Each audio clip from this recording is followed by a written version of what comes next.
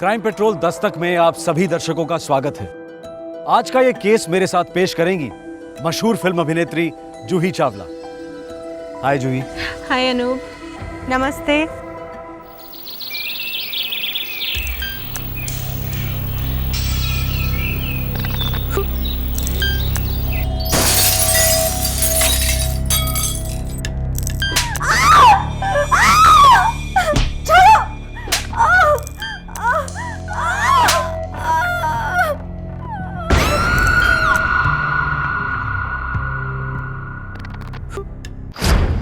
आज का केस शुरू तो हुआ एक आम घरेलू समस्या को लेकर, पति पत्नी के बीच की अनबन।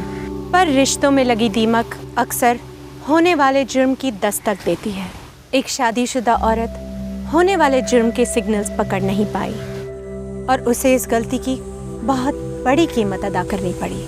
23 सितंबर 2010, देहरादून।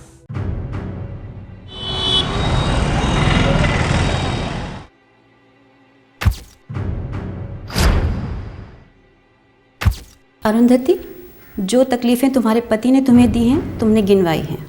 जी। मिस्टर सोमेश, आपको ये सारे इल्ज़ामात कबूल हैं? जी मैं कबूल करता हूँ। तो ठीक है, डाइवोर्स आराम से हो जाएगा और अब तुम्हें भुगतना भी नहीं पड़ेगा। आज तक अपने बच्चों के लिए सब कुछ सहती आई, सोचा बच्चों को पिता की ज़रूरत है। मैं अपने बच्चों से बहुत प्यार करता हूँ। तुम सिर्फ अपनी कलकत्ता वाली बीवी के बच्चों से प्यार करते हो। मैं अपने सभी बच्चों से प्यार करता हूँ। जो लोग अपने बच्चों से प्यार करते हैं वो दूसरी शादी कर कर उनसे बच्चे नहीं पैदा करते।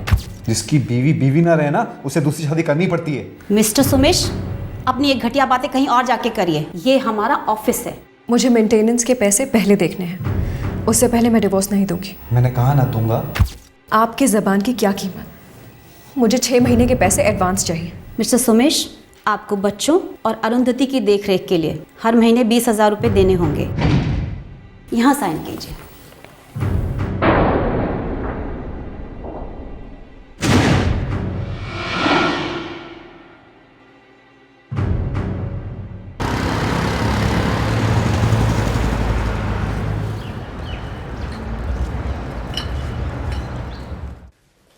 अरुंधति के माता पिता और भैया जानते थे कि अरुंधति की शादी दम तोड़ रही है।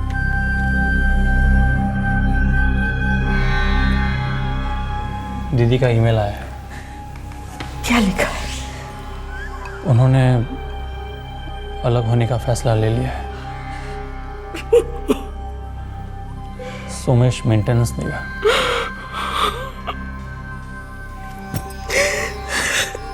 तकदीर नहीं बदलती। नहीं, गलती को तकदीर का नाम मत दो। ये शादी ही गलत थी। भगवान करे उन दोनों के बीच पहले जैसा सब ठीक हो जाए। अरुंधति और सोमेश के बच्चे छोटे थे, पर अपने माता पिता के बीच घमासान लड़ाइयां देख चुके थे, आदी हो चुके थे। लेकिन इन मासूमों को भनक तक नहीं थी कि उनके मम्मी पापा हमेशा के लिए अलग होने जा रहे थे। अरे रोमा, डिवोर्स तो सिर्फ एक फॉर्मेलिटी है ना। मैं कह रहा हूँ ना, मैं पूरी तरीके से तुम्हारा ही हूँ। अब बस कुछ ही दिनों की तो बात रह गई है।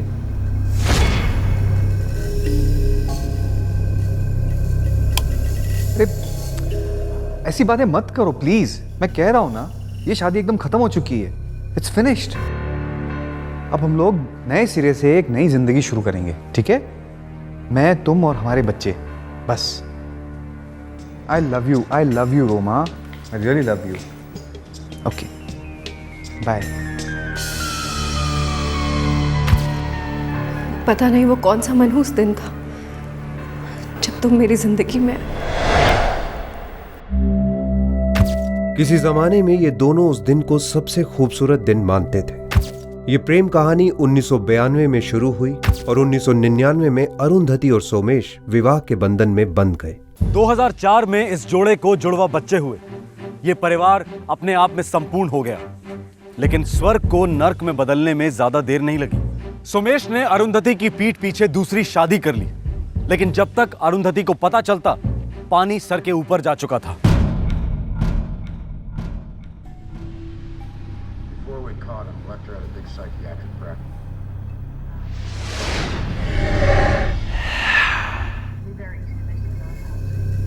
5,000 रुपये चाहिए।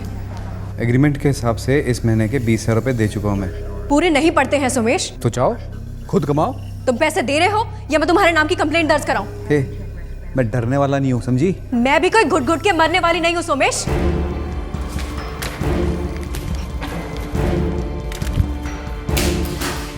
अपनी लिमिट में रह, समझी? वरना मैं लिमिट के बाहर चला जाऊंगा। अरे जाओ, तुम जैसे डरपोक इंसान की लिमिट हो भी क्या सकती है? एक थप्पड़ मारोगे या कुछ फेंक के मारोगे? अरे पता नहीं उस औरत ने तुम जैसे नामर्द में देख क्या लिया। छी! अब बहुत हो गया, बहुत हो गया, बता रहा हूं। बहुत नहीं हुआ, ये तो अभी सिर्फ शुरुआत है।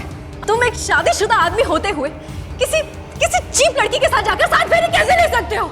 अब तुम देखो, कानून तुम्हें जेल के कितने फेरे दिलवाता है। पूरे 7 साल के लिए अंदर जाओगे तुम, समझे? 7 साल के लिए फिरेगी मुझे अंदर? अच्छा, मैं बताता हूँ कितने टाइम के लिए अंदर जाता है तू।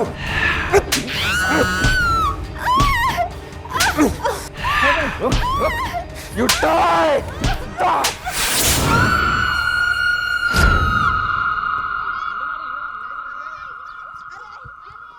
उस खामोश दोपहर को वो चीख किसी ने नहीं सुनी, न पड़ोसियों ने, न बाहर गुजरने वालों ने, और न बेडरूम में सोए दोनों बच्चों ने।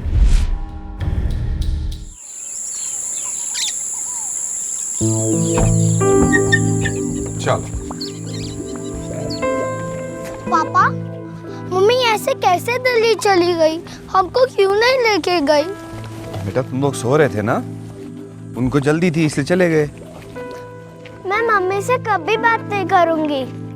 ऐसा नहीं कहते शोना, मम्मी को अपनी मम्मी से मिलने जाना था ना। तुम लोग भी बड़े हो रहे हो, तुम लोग को काफी सीखना सिखाना बाकी है अभी।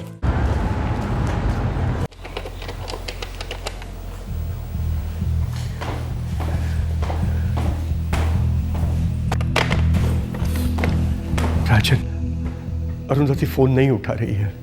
यदि कहीं बिजी होगी बाबा। कल दशहरा था, कल उसने मेरे साथ बात नहीं की। दशहरा होने के बावजूद भी अनु ने अपने बाबा के साथ बात नहीं की। बाबा टेंशन मत लो ना, मैं ऑफिस जाके फ़ोन करता हूँ।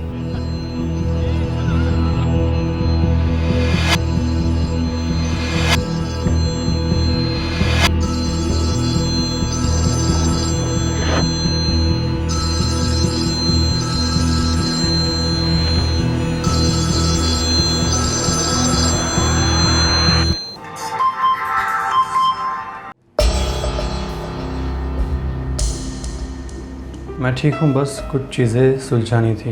उम्मीद करती हूँ कि दशहरा अच्छा रहा होगा। मैं फिर कभी फ़ोन करती हूँ।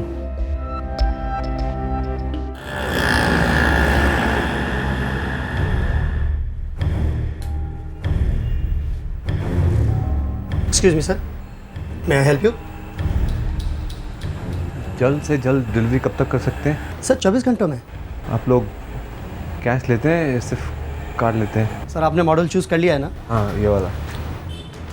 Sir I am sorry, don't mind, ये फ्रीजर है, नॉर्मली घरों में यूज़ नहीं होता है। आप कहें तो मैं आपको दूसरे फ्रिज दिखा देता हूँ जो घरों में यूज़ होते हैं, और उन पर स्कीम्स भी हैं। क्यों, कोई प्रॉब्लम है? मुझे ये वाला चाहिए। Okay sir, sure.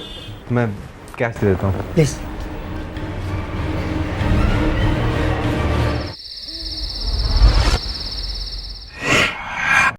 पापा, मुझे रात को ब्रश करना अच्छा नहीं लगता।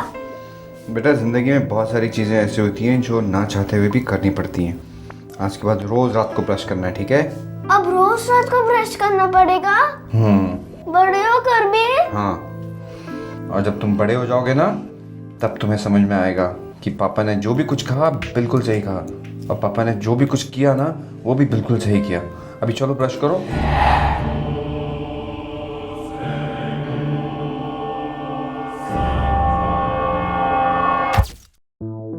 सोमेश ने रोजमर्रा के काम की जिम्मेदारी तो बखूबी उठा ली, लेकिन बच्चे हर पल अपनी माँ की कमी महसूस कर रहे थे। मुझे मम्मी चाहिए, मुझे दिल्ली जाना है। नहीं जा सकते। क्यों? छुट्टियों में जाएंगे, ठीक है? मम्मी वापस नहीं आएंगी? मम्मी हम तीनों के बगैर कैसे रह सकती है? हाँ, फिर छोड़कर क्यों गई? बेटा पापा और मम्मी के बीच में कुछ बातों को लेकर के मिसअंडरस्टैंडिंग हो गई है, इसलिए मम्मी दिल्ली गई है। वहाँ पे आराम से बैठ के सोचेंगी। तब तक पापा है ना तुम्हारा ख्याल रखने के लिए। मेरी बातें समझ रहे हो ना यश? मीनाक्षी,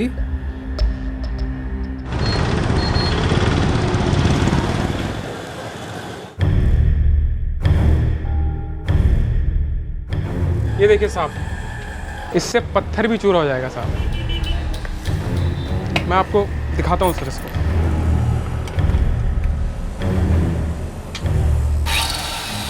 ये कितने का है? ये 3,500 का है सर। अगर आप इसको लेंगे तो इसके साथ आपको 3 ब्लेड मुफ्त भी मिलेंगे। इसको पैक कर दो। ठीक है सर।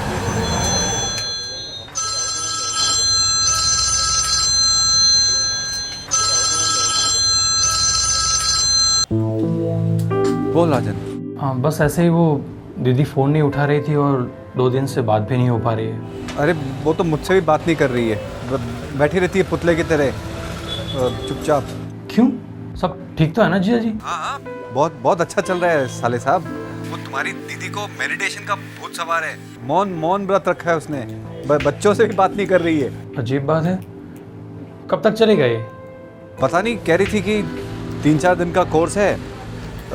अब जब बोलेगी तभी पता चलेगा ना कि कब खत्म होगा। आप दोनों के बीच में जो कुछ भी हो रहा है ना, मम्मी पापा बड़े परेशान हैं यहाँ पर। अरे उनसे कहो मैं कोई राक्षस नहीं हूँ। मैं और तुम्हारी दीदी आपस में पैचअप करने वाले हैं। ये शादी नहीं टूटेगी। थैंक गॉड जीजा जी। मम्मी पापा को मेरा प्रणाम कहना। ठीक है जी। ये लीजिए सर।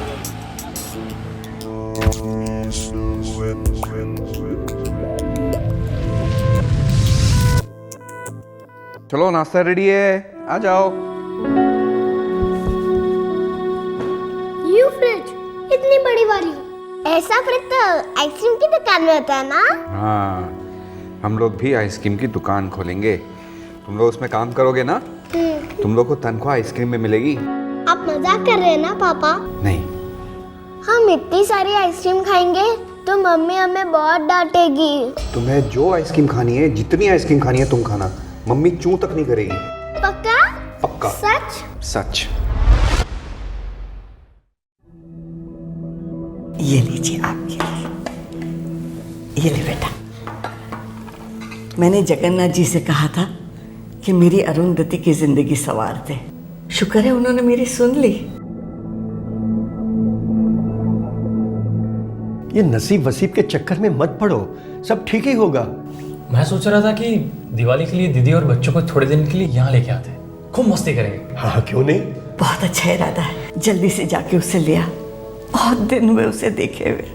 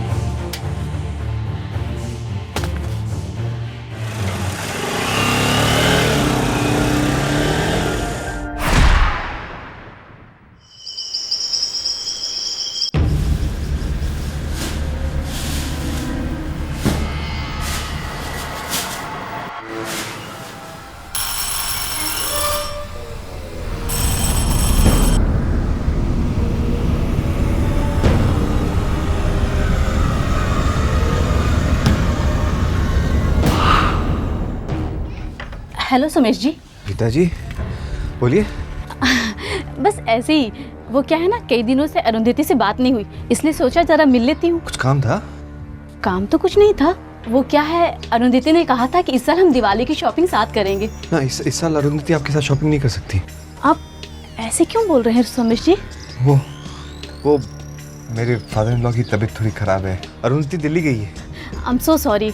अरुंधति से कहिएगा कि मैंने उसे याद किया था। जरूर। बाय रीता जी। बाय।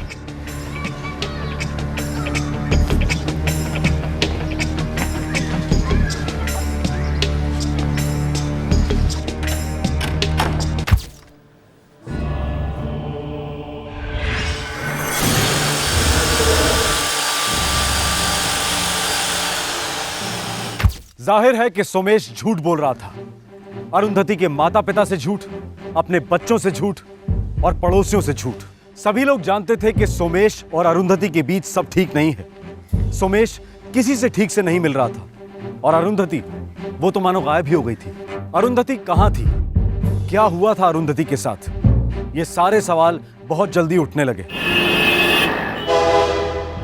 जीजा जी जरा दीदी का फोन दीजिए। अरे राजन, मैं पहले बोल चुका हूं ना तुझसे। हाँ, वो मेडिटेशन, लेकिन उसको तो कितने दिन हो गए। अरे तो अरुंधति को तेरे से बात नहीं करनी है तो मैं क्या कर सकता हूँ इसमें? अरे वो SMS कर सकती है, ईमेल कर सकती है, तो फोन पे क्यों नहीं आ सकती वो? किसी से बात नहीं कर रही है ना, मुझसे नहीं बात कर रही है, तुझसे नहीं बात कर रही है, तेरे मम्मी पापा से नहीं बात कर रही है। तू जानता है ना तेरी बहन कितनी जिद्दी है। जीजा जी, मैं उससे कई ज्यादा जिद्दी हूँ। उसे फोन दीजिए, अभी दीजिए। मैं घर पहुंच के देता हूँ। कितनी देर में घर पहुंच रहा है? बस थोड़ी देर में। कितनी देर में जीजा जी? 1 घंटे में बस। खुश? या तेरी दीदी खामोश हो गई तो तू मुझे क्यों विलन बना रहा है?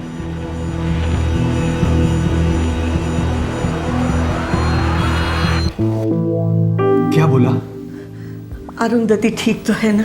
दीदी बात नहीं कर रही है। क्यों?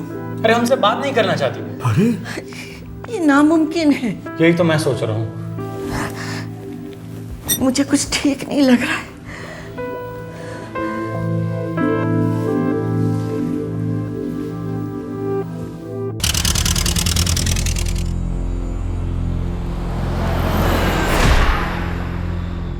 अगले ही दिन अरुंधति का भाई राजन देहरादून पहुंचा।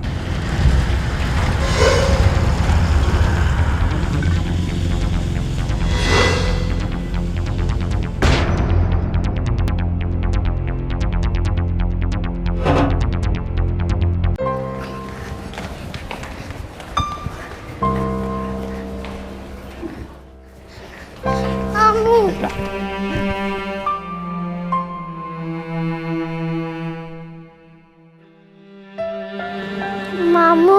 हाँ? मम्मी कहाँ है? मम्मी आपके साथ क्यों नहीं आई मामू? मुझे मम्मी की बहुत याद आ रही है मामू। मैं भी आपके साथ दिल्ली चलूंगी।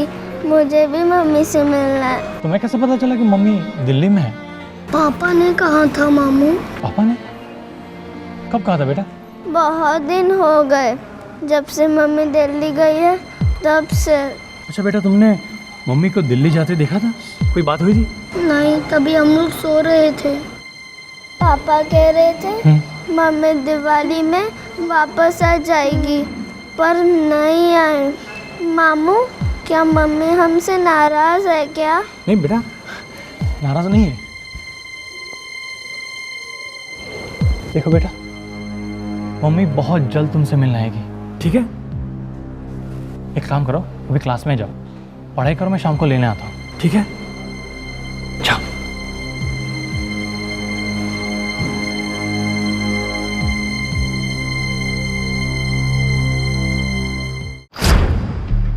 राजन ने पुलिस को इत्तला करने में 1 सेकंड की भी देरी नहीं की और पुलिस ने सोमेश के घर पहुंचने में भी कोई देरी नहीं की।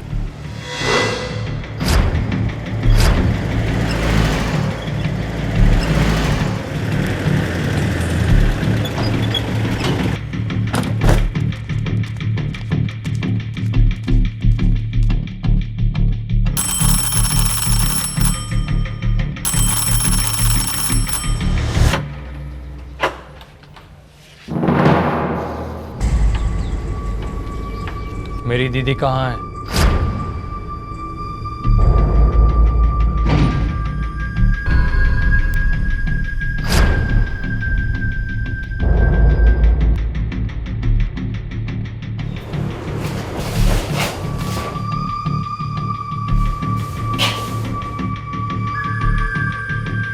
मिस्टर सोमेश, कुछ बोलेंगे भी? मिसेस अरुंधति कहाँ है?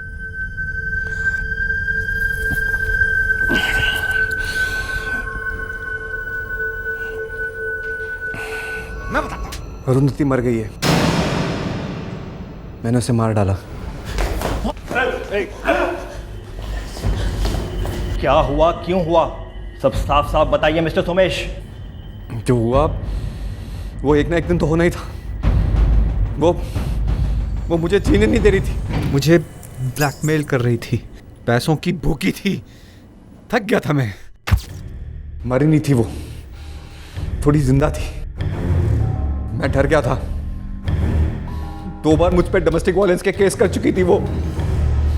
फिर से अरेस्ट करवाती, टॉर्चर करवाती। मैंने सोचा बस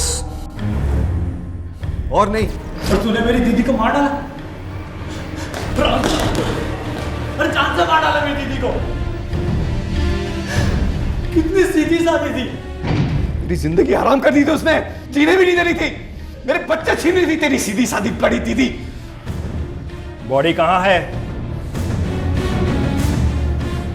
कमीने बोल, मेरी दीदी की लाश के साथ तूने क्या किया? बॉडी कहाँ है? कमीने बोल, मेरी दीदी की लाश के साथ तूने क्या किया?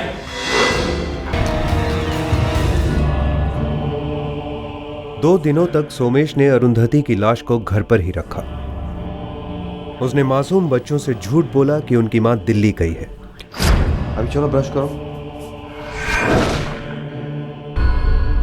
जबकि वो उन्हीं के घर के बाथरूम में पड़ी थी। सोमेश ने अपनी पत्नी की लाश के कई टुकड़े किए।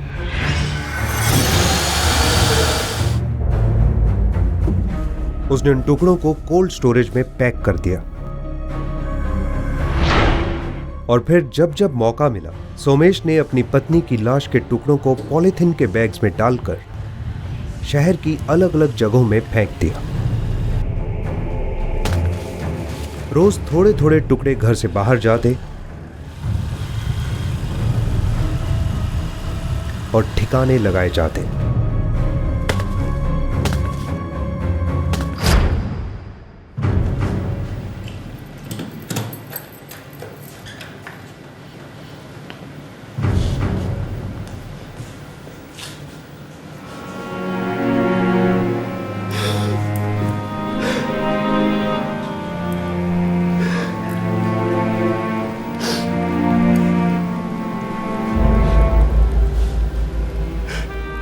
पूरा देहरादून शहर, पूरा देश इस विकृत घिनौने जुर्म की खबर सुनकर सकते में आ गया।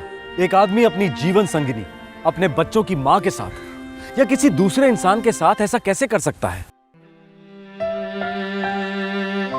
अरुंधति के बच्चों को गहरा सदमा पहुंचा है। उनके दिलो दिमाग में क्या चल रहा है ये कोई नहीं जानता, पर इतना हम सब जानते हैं कि इन बच्चों की मां के साथ साथ इनके बचपन के भी टुकड़े हो चुके हैं। ये फ्रिज इतनी बड़ी वाली, ऐसा फ्रिज तो आइसक्रीम की दुकान में होता है ना।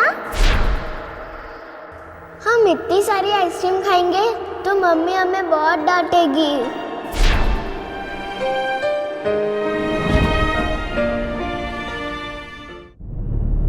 24 मार्च 2011 को सोमेश के खिलाफ चार्जशीट फाइल हुई। फिलहाल वो जुडिशियल कस्टडी में है।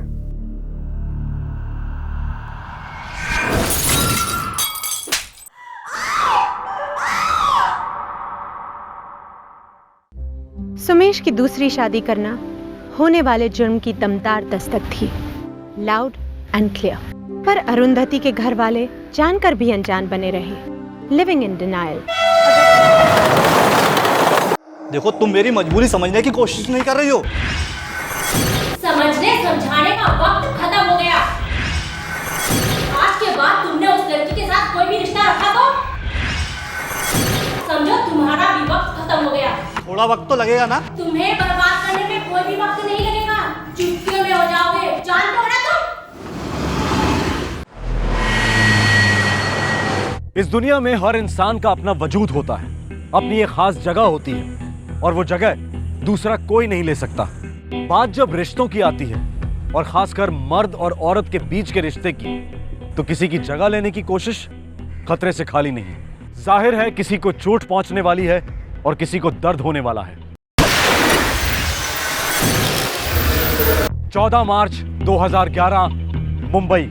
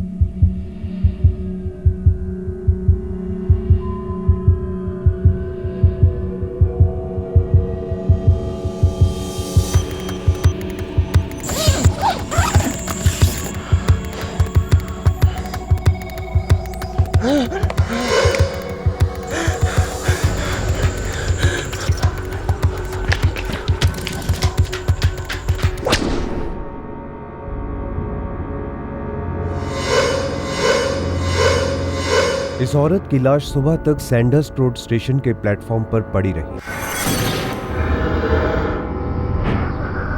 फिर एक यात्री ने रेलवे पुलिस को सूचित किया।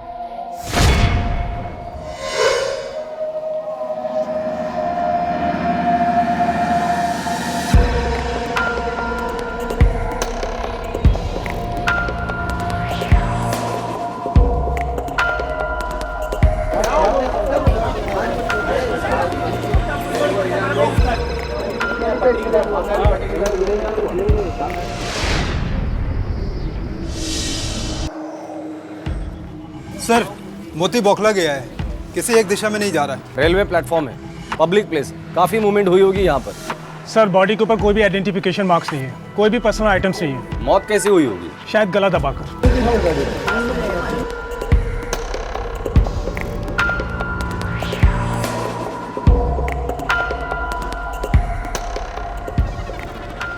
उधर सर, काफी बड़ा सूटकेस है, पता करो कौन सी दुकान से खरीदा है उसे। Okay sir.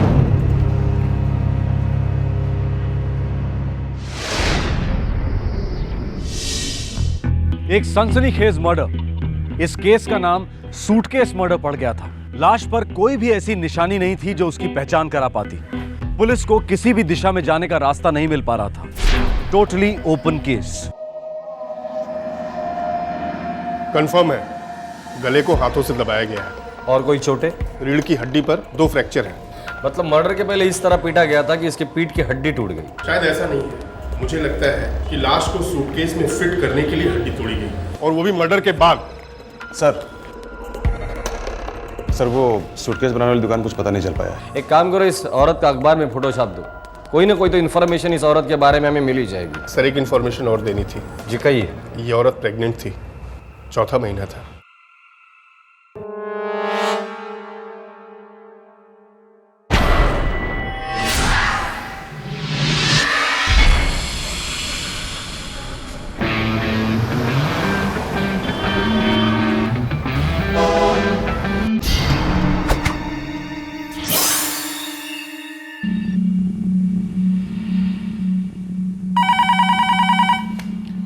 Railway police Mumbai.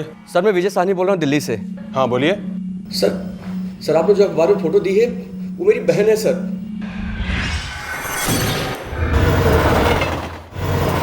Divya Sachdeva नाम है उसका। मैं पिछले 1 महीने से उसको ढूंढ रहा हूँ। दिल्ली देखा, हरियाणा देखा, लेकिन उसका कहीं कुछ पता नहीं चला। शादीशुदा थी वो? कहने को शादीशुदा थी, पर एक्चुअली फंसी हुई थी। गायब क्यों हुई थी और कब हुई थी? उसने अपना घर छोड़ दिया था। आपको कैसे पता? उसके पति ने मुझे बताया था। उसके पति पर आप यकीन करते हैं?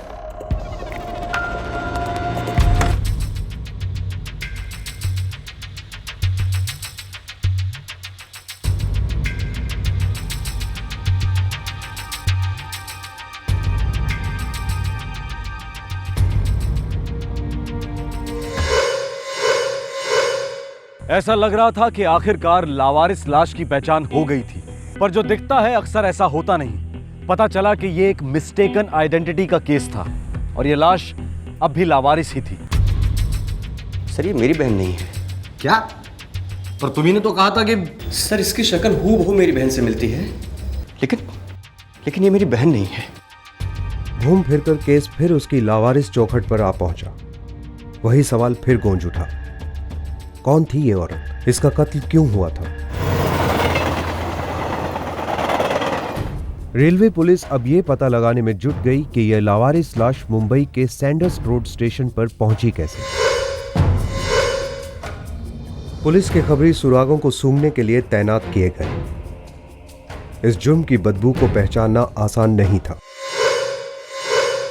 आखिरकार उस आदमी का पता चल गया जो वो सूटकेस सैंडर्स स्टेशन पर छोड़ गया था। साहब माफ कर दीजिए साहब।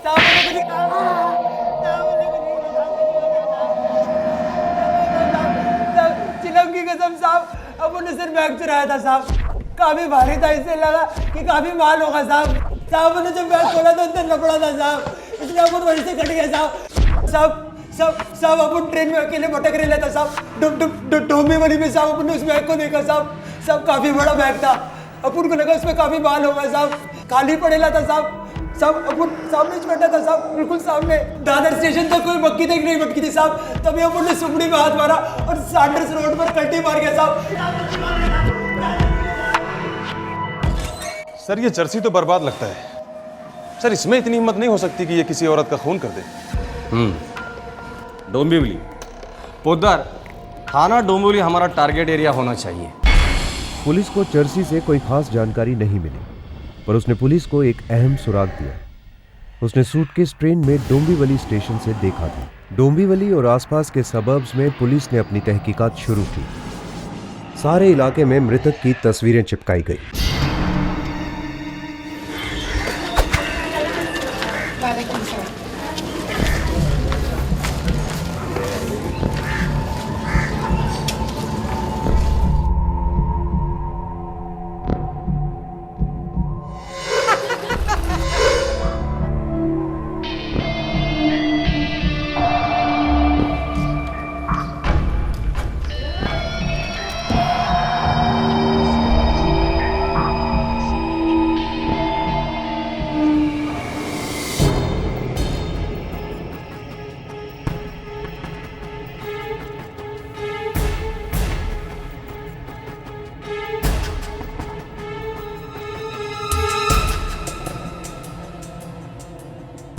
Hello, police station? जी, मैं जीनत हुसैन बोल रही हूँ मुंब्रा से।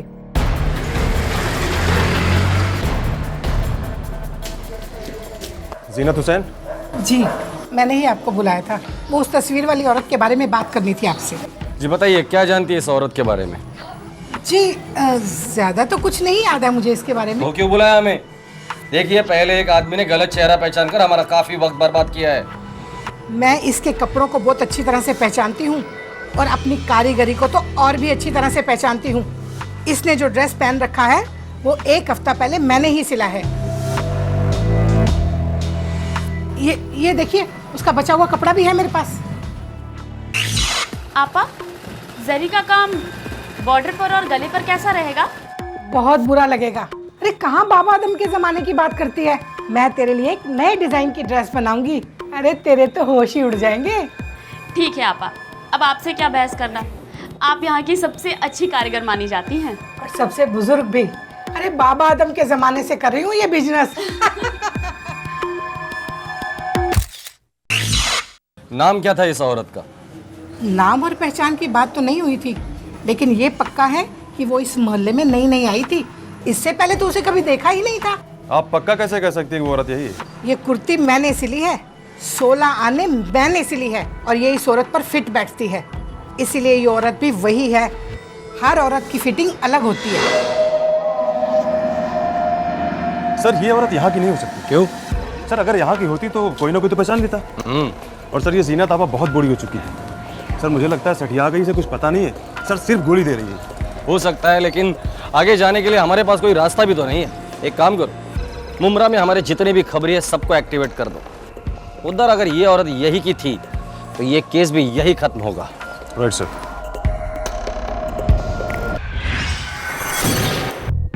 उम्मीद की एक और किरण उभर आई थी। वो औरत शायद पहचानी जाने वाली थी, पर नहीं। पुलिस की सारी कोशिशें ढेर हो रही थी, पर बाबा आदम के जमाने की जीनत आपा की बात 16 आने सही थी। साहब, इस लेडीज का नाम रुखसार उल हक है। आखिरकार पुलिस को मृतक का नाम पता चल गया, रुखसार उल हक। तुझे कैसे मालूम? अब साहब आपने बताया ना कि 24-25 साल की थी, पेट से थी वो। कोई आता पता है ना साहब? 138/12 सैफुद्दीन नगर में, इधर साहब मुंब्रा में रहती है। कोई घर वाले, पति? 2 महीने से वो अपनी पति के साथ रह रही थी। तो उसका पति कहाँ है? अब साहब घर पे ताला बंद है। अभी वो लोग इस इलाके में नए आए थे। अच्छा, तो तुझे कैसे पता चला रे? हाँ साहब, पड़ोसियों ने बताया कि उसका पति केम हॉस्पिटल में कुछ डॉक्टर है। नाम है सादिक उल हक। सादिक उल हक। आप बेशक हमारा रजिस्टर चेक कर सकते हैं। सादिक उल हक नाम का कोई भी डॉक्टर हमारे एम्प्लॉयमेंट में नहीं है और ना कभी था, और डेफिनेटली मुंब्रा इलाके से तो बिल्कुल भी नहीं।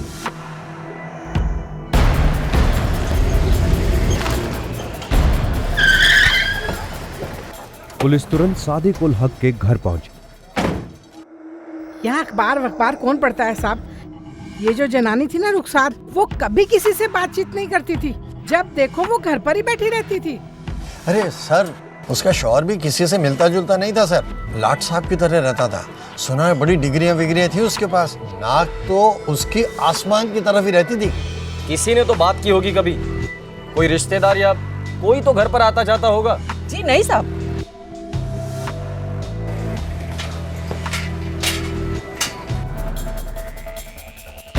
तोड़ दो।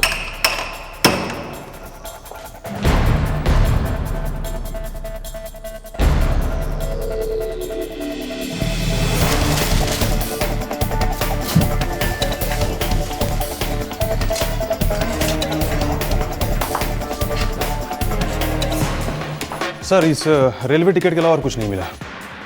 16 फरवरी मोतिहारी से मुंबई। हो सकता है ये जोड़ा बिहार से हो, मोतिहारी इलाके का। नंबर उधर पता करो, ये नंबर किसका है।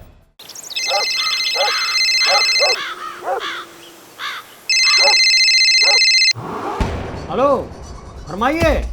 कौन बोल रहा है? हम मुनाफ हुसैन दवा वाला बोल रहे हैं साहब। अच्छा, मैं मुंबई से बोल रहा हूँ।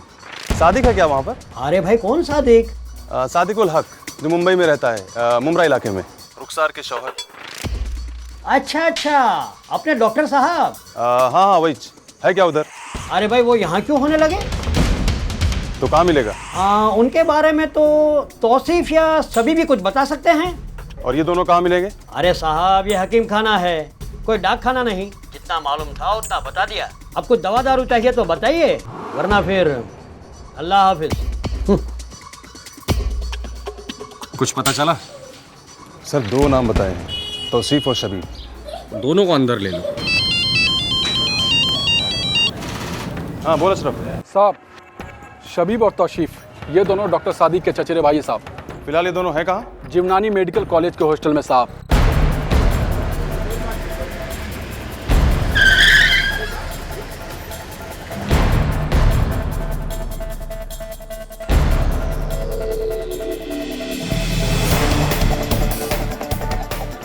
जिवनानी मेडिकल कॉलेज के हॉस्टल से पुलिस ने सादिक के दोनों चचेरे भाइयों तौसीफ और शबीब को पूछताछ के लिए हिरासत में लिया।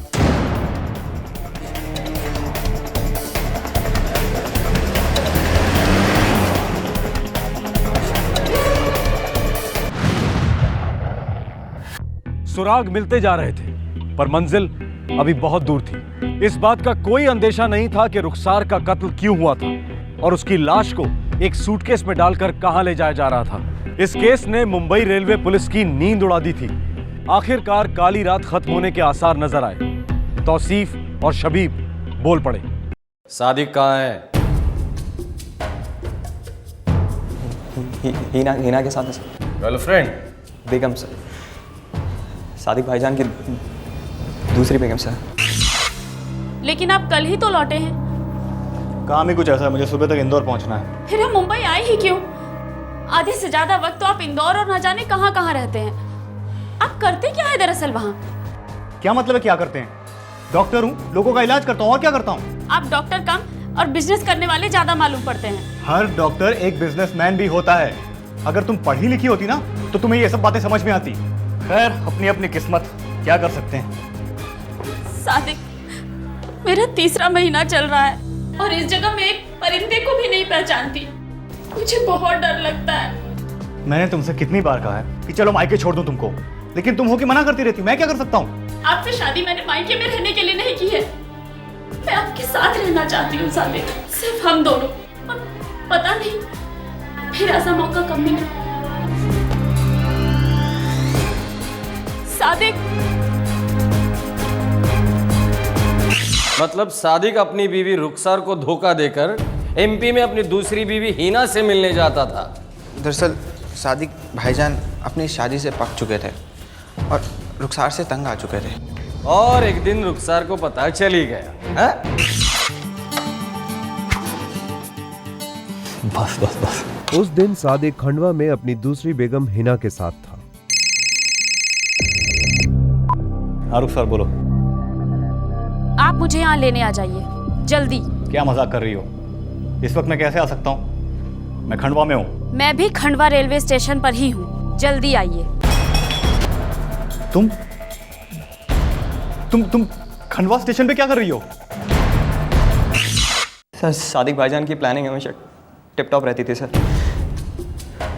दूसरी शादी भी उन्होंने फर्स्ट क्लास छुपा के रखी थी, लेकिन भाभी जान ने पता लगा ही लिया सर उसके बारे में।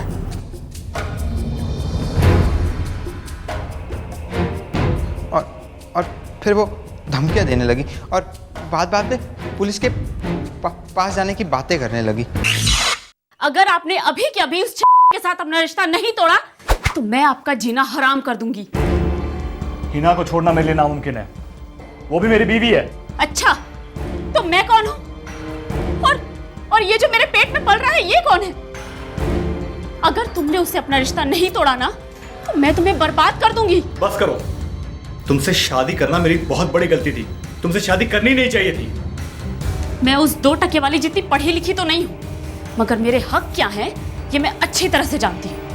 अरे वो मेरी तो क्या, मेरी जूती की जगह भी लेने के लायक नहीं है। मैं तो सीधा केस करूंगी। केस? हाँ, केस करोगी तुम? धमकी दे रही हो तुम मुझे? हाँ, मैंने सिर्फ दी है, आप तो बेवफाई कर चुके हैं। मुझे पता है तुम ऐसा कुछ भी अनाप शराब नहीं करोगी। आप मेरे बारे में अच्छे से नहीं जानते, आप बस देखते जाइए कि मैं क्या करती हूँ। जब पुलिस में मामला दर्ज होगा ना तब आएंगे आपके होश ठिकाने। सर, पुलिस के पास जाने की जरूरत नहीं है, तुम जैसा कहोगे मैं करने के लिए तैयार हूं। बस बहुत हो गया, अब पानी सर से ऊपर जा चुका है, मैं इस औरत के साथ और नहीं जी सकता। मैं तो आपको पहले ही कहा था भाईजान, भाभी अपने बराबर की नहीं, निकाह मत कीजिए। आप सुनते नहीं है ना किसी की, अब झेलिए। बस निकाल रहा हूं मैं उसे अपने घर से, अपनी जिंदगी से। लेकिन गांव वाले से क्या बोलेंगे आप भाईजान? बोल दूंगा भाग गई। आप कमाल करते हैं भाईजान, एक झूठ तो आप गांव वालों को बोल चुके हैं कि आप मुंबई में एक डॉक्टर हैं, लेकिन गांव वालों को आप ये नहीं बोल पाएंगे कि एक 4 महीने की गर्भवती औरत कहीं भाग गई। हजारों सवाल पूछेंगे लोग, उंगलियां उठाएंगे आपके ऊपर। उंगलियां नहीं उठेंगी तौसीफ, क्योंकि अगर उंगलियां उठेंगी भी ना तो दिखाई नहीं देंगी, क्योंकि रुखसार दिखाई नहीं देगी। आप क्या कहना चाह रहे भाईजान? तुम दोनों मेरा साथ दोगे ना?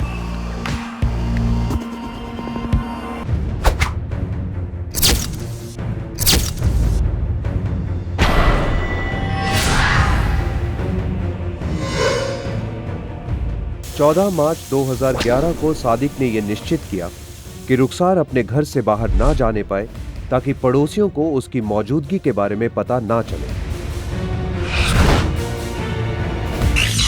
ओ अच्छा, तो ये पहले से प्लानिंग थी? सर हम जानते थे कि सादिक भाईजान एक अलग जिंदगी जीना चाहते हैं, और ये औरत रुखसार ने जीना आराम कर दिया था सर उनका।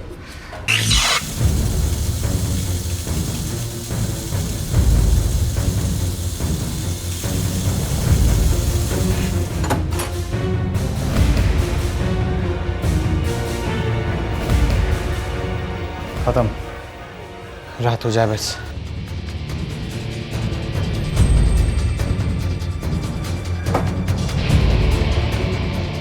भाईजान लास्ट में फिट नहीं होगी। फिट होगी।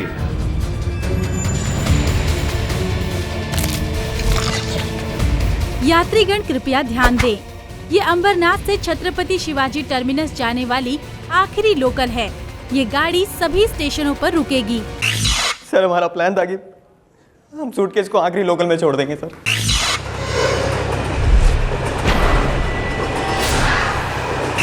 सर रुखसार भाभी और भाईजान को मुंबई आए मुश्किल से 2 महीने हुए थे। भाभी जान और भाईजान को कोई नहीं जानता था सर। हमको लगा उनको कोई नहीं पहचान पाएगा सर, उन लोगों को कोई पहचानता ही नहीं था सर।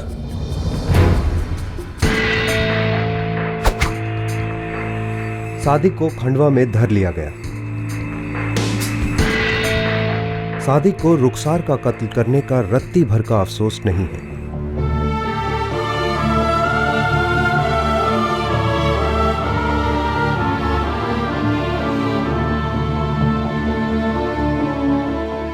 आखिरकार रुखसार की लाश को दफना दिया गया है।